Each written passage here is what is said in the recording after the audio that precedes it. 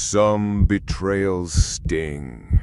And then there are betrayals so catastrophic, they don't just stab you in the back. They stab an entire empire straight in the heart. Today we dive into the most devastating betrayal in Roman history. A story of loyalty twisted into treachery, of men who thought they were invincible, and learned the hard way that sometimes your allies are sharpening the knives. This isn't just a tale of death. It's about arrogance, deception, and how one act of betrayal sent shockwaves through Rome that still echo today. So buckle up, because the Romans loved drama, and this one, it makes Game of Thrones look like a family dinner.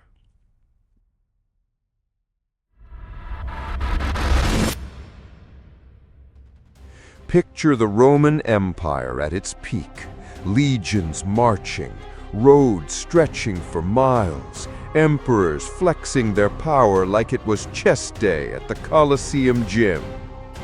Now meet Publius Quinctilius Varus, governor of the new Roman provinces in Germania around 9 AD. The guy was smart, well-connected, and thought he had everything under control. His job? Keep the barbarians in line. His flaw? He actually trusted them. Enter Arminius, a young Germanic prince raised in Rome, trained by Roman generals, fluent in Latin, the perfect Romanized ally.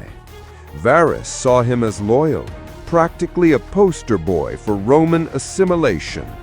The Romans gave him honors, a Roman name, even citizenship. Arminius smiled, bowed, and played the part. But behind that polite Roman mask, he was plotting the empire's humiliation.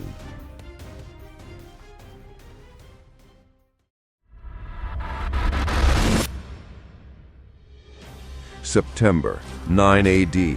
Varus is marching with 3 legions, around 20,000 soldiers, through the thick forests of Germania. They're not ready for battle. Nope. They're dragging wagons, families, and baggage trains like it's a casual stroll. Then comes the trap. Arminius, Mr. Trust Me, I'm Roman, vanishes, claiming he needs to gather more allies. Instead, he rallies the Germanic tribes, and what follows becomes one of Rome's darkest nightmares, the Battle of Teutoburg Forest. Imagine it, dense trees, endless rain turning the ground into mud, Roman shields slipping, formations breaking, and out of nowhere, ambush. Thousands of Germanic warriors crash from the trees, howling like wolves.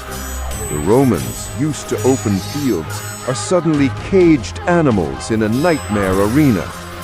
Varus tries to rally his men, but every move is blocked, every order drowned in chaos. For 3 days the slaughter continues.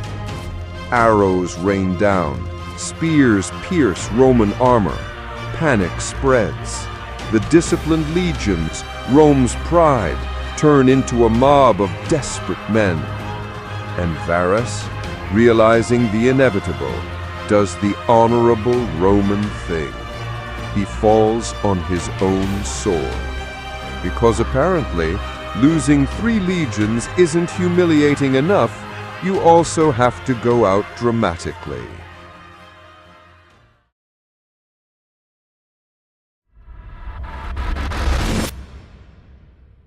When news reached Rome, Emperor Augustus reportedly smashed his head against a wall, screaming, "Quintelli vare, legiones redde." Translation: Varus, give me back my legions. Spoiler, the legions weren't coming back. The betrayal was so catastrophic that the Roman military retired the numbers of those 3 legions, 17, 18, and 19. Like a sports team retiring a jersey number, except this was less about honor and more about, let's never speak of this disaster again. But here's the irony. Arminius didn't exactly get a happy ending. Sure, he humiliated Rome, but he couldn't unite the Germanic tribes after his big win. Power struggles, rivalries, and infighting tore his dream apart. Eventually, he was betrayed and assassinated by his own people. So yeah, karma worked overtime on that one.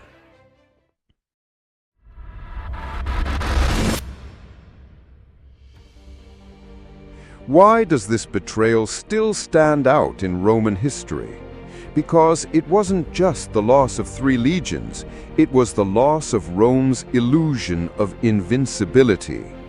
Rome had conquered the known world, but suddenly the barbarians had pulled off the impossible.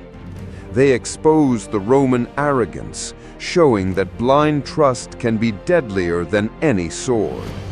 From that day on, Rome never again tried to fully conquer Germania.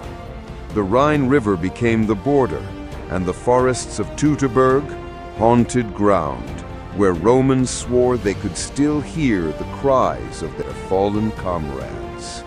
Rome lost its bravado in those woods. The empire would rise again, of course, but the scar of betrayal never faded. So what do we learn from the most devastating betrayal in Roman history? That even the mightiest empire can be undone not by armies, but by trust in the wrong person. Varus believed in Arminius, and that belief cost him everything. Rome wanted loyalty. Instead, it got betrayal on a scale so epic that entire legions vanished into legend. And maybe that's why betrayal hurts so much. It doesn't just kill armies, it kills illusions.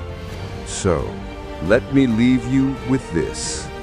If even the Romans, masters of war, could be fooled by a smile and a handshake, who's really safe from betrayal?